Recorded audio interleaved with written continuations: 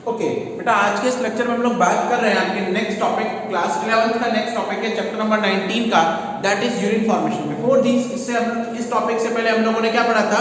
इस टॉपिक से पहले हम लोगों ने पढ़ा था आप लोगों का किडनी और नेफ्रॉन का स्ट्रक्चर। ठीक है, किडनी का स्ट्रक्चर, आपका यूरिनरी ट्रैक्ट का पूरे का स्ट्रक्चर, एक्सक्रीटरी ट्रैक्ट का स्ट्रक्चर, राइट। उसके बाद किडनी के स्ट्रक्चर की हम लोगों ने बात की थी। किडनी के बाद हम लोगों ने किडनी के अंदर जो डिफरेंट टाइप की ट्यूब्स होती हैं, बहुत सारी वेरियस अप्रोक्सीमेटली 1 मिलियन ट्यूब्स होती है ईच किडनी, हम लोगों ने उसके बारे में पढ़ा था, that is known as nephron. जैसे आप लोग क्या बोलते हो बेटा? नेफ्रॉन बोलते हो, राइट। आज हम लोग बात कर रहे हैं नेफ्रॉन की स्ट्रक्चर को साथ साथ कंबाइन करते हुए मेन प्रोसेस किडनी का जो है ब्लड फिल्ट्रेशन, और आप लोगों का क्या है ब्लड फिल्ट्रेशन के साथ साथ यूरिन का फॉर्मेशन। क्यों हम लोग डिस्कस कर चुके हैं बच्चों? क्योंकि बेटा हमारी जो किडनी है वो किडनी क्या करती है, आपका जो सॉल्युबल इंप्योरिटीज है, कौन सी सॉल्युबल जो इंप्योरिटीज है, उन सॉल्युबल इंप्योरिटीज को ब्लड में से रिमूव करती है, और रिमूव करने के बाद ब्लड को क्या करती है, वो फिल्टर करती है, और इस प्रोसेस को आप लोग क्या बोलते हो? फिल्ट्रेशन बोलते हो, ब्लड फिल्ट्रेशन, राइट। ब्लड को फिल्टर करने का काम करती है। एंड वी नो दैट, और हम लोग मैं रिकॉल कर रहा हूं नेफ्रॉन की स्ट्रक्चर के अंदर, नेफ्रॉन में एक ट्यूबुलर पार्ट होता है और एक बाउल शेप का कप शेप स्ट्रक्चर होता है, that is known as Bowman capsule. Bowman capsule के अंदर एक थिन कैपिलरीज लाइक स्ट्रक्चर्स होती है, जिसे आप लोग ग्लोमेरुलस बोलते हो, जिसे आप लोग स्टफ बोलते हो, ठीक है ना? क्लियर है? यहाँ पर दो आर्टरीज आती है, एफरेंट आर्टरियल और इफरेंट आर्टरियल। एफरेंट आर्टरी क्या करेगी? इंप्योर ब्लड को लेकर आएगी, मैं यहाँ पर एरो बना देता हूँ, और जो इफरेंट आर्टरी है प्योर ब्लड को क्या करती है? कैरी करती है, right, exactly.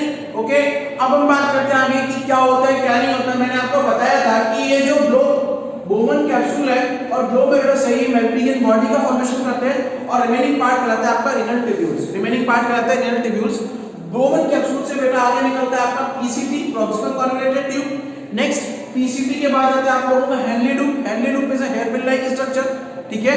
Hairpin like structure होती है, contain two arms, descending limb and ascending limb. Descending मतलब जो इस तरीके से नीचे आ रही है, और असेंडिंग मतलब जो वापस ऊपर जा रही है, ठीक है। Ascending limb and descending limb are furtherly connected with the DCT, distal convoluted tube, ठीक है। ये क्या है, बहुत ज्यादा अमाउंट में कॉइल्ड स्ट्रक्चर्स होती है, ट्यूब्स है, कॉइल्ड है, बस इतना हमें याद रखना है, ठीक है। And these DCT are open into collecting duct, और ये DCT जो है फर्दर ओपन होती है किसमें? कलेक्टिंग डक्ट के अंदर जाकर ओपन होती है। ओके, क्लियर है? तो आज हम लोग बात करते हैं कि ये फंक्शन किस तरीके से करता है, इसमें किस तरीके का फंक्शन होता है। Then we will start our topic urine formation.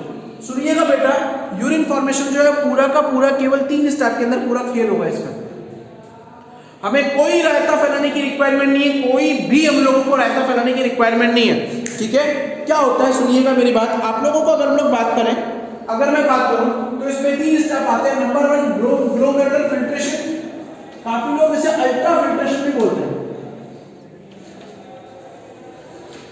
Ultra filtration, why we call this, क्यों कहते हैं? अभी रीजन हम लोग बताएंगे अल्ट्रा फिल्ट्रेशन क्यों कहते हैं, ठीक है। ग्लोमेरुलर फिल्ट्रेशन या अल्ट्रा फिल्ट्रेशन, यहां पर बेसिकली क्या होता है कि आप लोगों की जो एफरेंट आर्टरियल है वो ब्लड लेके आया, कैरी करके आया इस ग्लोमेरुलस के अंदर, ठीक है।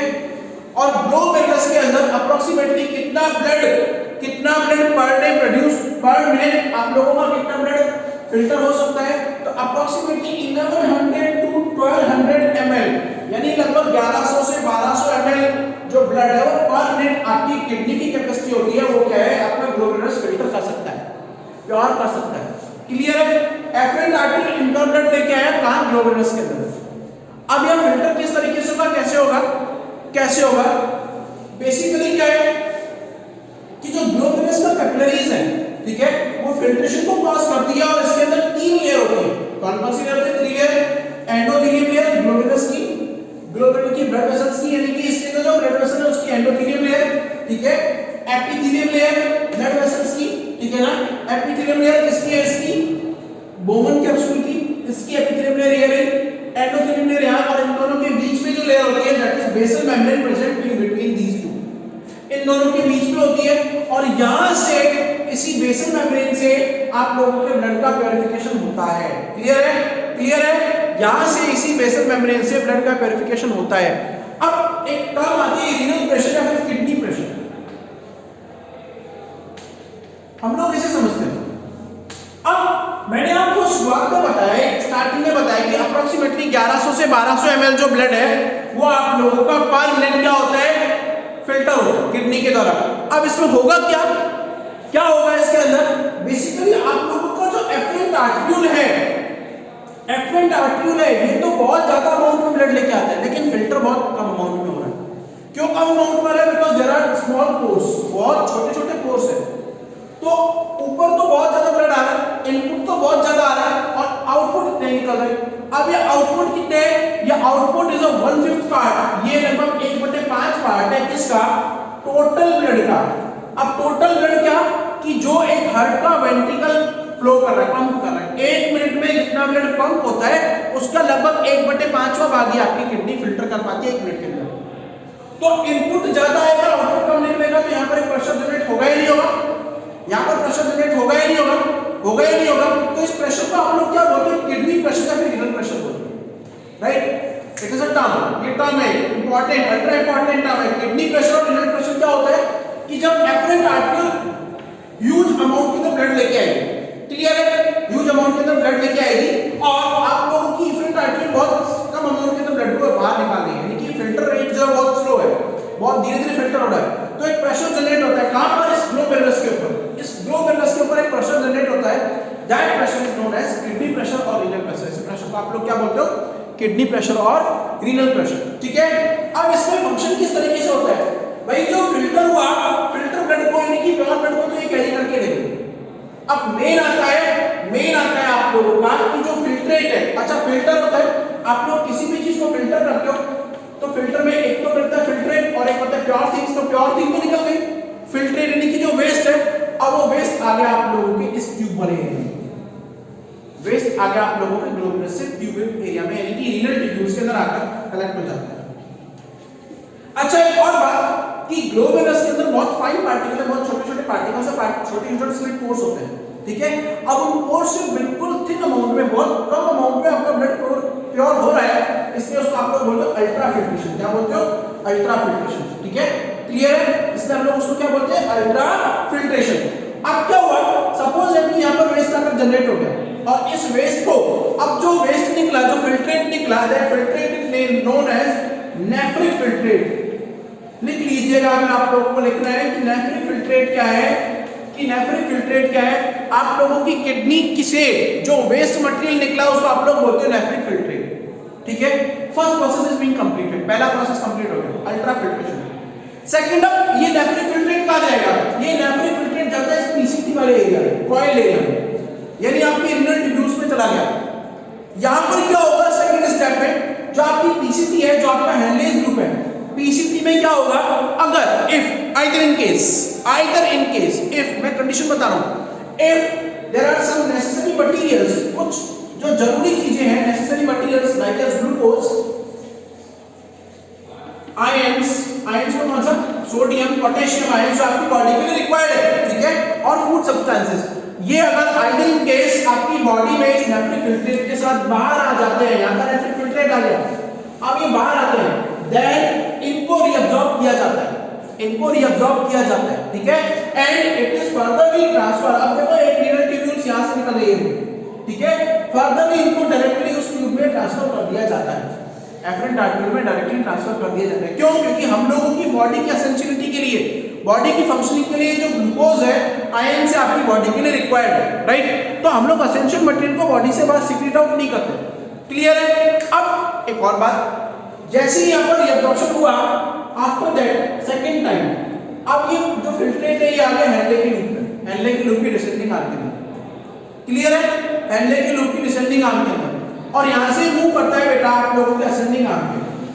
अब अगर किडनी के डिसेंडिंग और असेंडिंग आर्म को एक बार फिर लगेगा कि इसमें वाटर का अमाउंट ज्यादा है, पानी का अमाउंट ज्यादा है, या फिर कुछ और essential material, if in condition H2O जो है वो ज्यादा रिलीज हो रहा है, पानी ज्यादा बाहर निकल रहा है, अगर पानी ज्यादा बाहर निकला तो भी खतरनाक है, डिहाइड्रेशन हो जाएगा, ठीक है, होश उड़ने लगेंगे, इंसान को चक्कर आते हैं, क्लियर है। तो अब पानी को भी ज्यादा निकलने देना, तो उसमें क्या होता है, जब ये नेफ्रिक फिल्ट्रेट यहां तक पहुंचा, ठीक है, उस नेफ्रिक फिल्ट्रेट को रिवर्स गियर लगाकर या फिर बैकवर्ड डायरेक्शन में दोबारा से ट्रांसफर किया जाता है, और इस प्रोसेस को आप लोग बोलते हैं काउंटर फ्लो मैकेनिज्म, यानी वापस फिल्ट्रेट को एक बार वापस किडनी उसी दिशा में ले जा रही है, क्यों, क्योंकि अगर इन केस वाटर और दोबारा एसेंशियल मटेरियल्स जो है वो अगर बाहर निकल गए बाहर निकल गए, देन इन दैट केस क्या होता है, आप लोगों का जो यूरिन है उसमें पानी की ज्यादा मात्रा बाहर निकल जाएगी और you are facing the dehydration condition, आप लोगों को डिहाइड्रेशन की कंडीशन आ जाएगी। क्लियर है? क्लियर है? तो हम लोग डिहाइड्रेशन से बचने के लिए किडनी क्या करती है कि जो असेंडिंग और डिसेंडिंग ट्यूब में हेलवेज ग्रुप के वो क्या करते हैं, वो उसको दोबारा पीसीटी वाले एरिया में भेजते हैं, वापस पीसीटी वाले एरिया में भेजते हैं, ताकि रिमेनिंग अगर कोई एसेंशियल मटेरियल्स है वो बाहर निकल जाए। ठीक है, अब उसके बाद क्या होता है, जैसे पीसीटी और डीसीटी वाले एरिया में आया, रिमेनिंग रीअब्जॉर्प्शन हो गया, सेकंड टाइम रीअब्जॉर्प्शन हो गया, आफ्टर दैट क्या करेगा, जो कंडेंस नेफ्रिक फिल्ट्रेट है, कंडेंस मतलब पानी भी अब्सॉर्ब हो गया, कंडेंस नेफ्रिक फिल्ट्रेट है, उसको दोबारा से आप हेलवेज ग्रुप में लाया जाता है, that it will move toward the DCT, distal कन्वॉल्यूटेड tube. ठीक है, वो डिस्टल कन्वॉल्यूटेड ट्यूब में मूव करेगा और मूव करने के बाद it will secreted into collecting duct. तो रीअब्जॉर्प्शन में क्या होगा कि जब ग्लूकोज फिल्ट्रेशन हो जाता है तो नेफ्रिक फिल्ट्रेट को, जो नेफ्रिक फिल्ट्रेट है, इस नेफ्रिक फिल्ट्रेट को दोबारा रीअब्जॉर्ब किया जाता है। क्यों?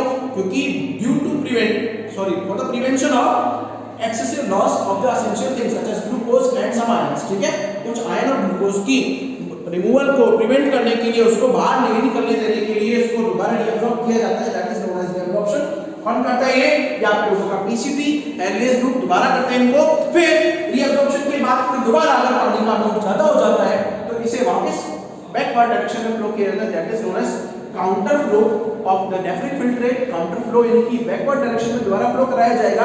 आफ्टर दैट सिक्रीशन के प्रोसेस के दौरान जैसे ही यूरिन आपका कंडेंस हो गया, फिल्ट्रेट कंडेंस हो गया, then it will forward to the DCT and secreted to the collecting duct, और ये कलेक्टिंग डक्ट में सीक्रेट कर दिया जाता है। यहां से वो आएगा आप लोगों का यूरेथ्रा में, यूरेथ्रा के थ्रू आएगा आपका यूरिनरी ब्लैडर में, और यूरिनरी ब्लैडर के द्वारा जब आप लोगों को अर्ज होती है, आप लोगों को यूरिन आता है, then you will secreted it outside, आप लोग इसको बाहर की तरफ सीक्रेट करोगे। ठीक है, so it is completed with the urine formation. अच्छा, यहां पर अब आयन का एक्सचेंज किस तरीके से होता है? आयन के एक्सचेंज के लिए जो इनकी वॉल्स है, वॉल्स क्या करती है, एक्टिव और पैसिव ट्रांसपोर्ट को फॉलो करती है। एक्टिव और passive transport we are previously discussed. Active transport में क्या होता है, एनर्जी की रिक्वायरमेंट होती है। कहां होगी एनर्जी की रिक्वायरमेंट? जब इसको काउंटर फ्लो में भेजा जाएगा तब तो एक्टिव फ्लो होता है, राइट। और पैसिव का मतलब क्या होता है कि जब किडनी से डायरेक्टली इसमें आ रहा है, ठीक है, वो पैसिव फ्लो होता है। और पैसिव फ्लो में क्या होता है, आप लोगों की जो रिनल टिब्यूल्स हैं उसमें से निकलकर उसके पोर्स में से आप लोगों का जो ब्लड है वो, और उसके जो नेफ्रिक फिल्ट्रेट में से जो एसेंशियल मटेरियल है वो आप लोगों की इसमें आ जाएगी एफरेंट आर्टिकल में, और जो वासर एक्ट्रा के जो आपकी बॉडी में ट्रांसफर कर दिए जाते हैं। क्लियर है? और जो वेस्ट प्रोडक्ट है वो कलेक्टिंग डक्ट के अंदर सीक्रेट किया जाता है, and that's why they are furtherly secreted inside our urethra and urinary bladder, and whenever we are facing the earth, जब अर्थ होती है तो हम लोग उसे बाहर रिलीज कर देते हैं। ठीक है, it is complete with your urine formation. ठीक है।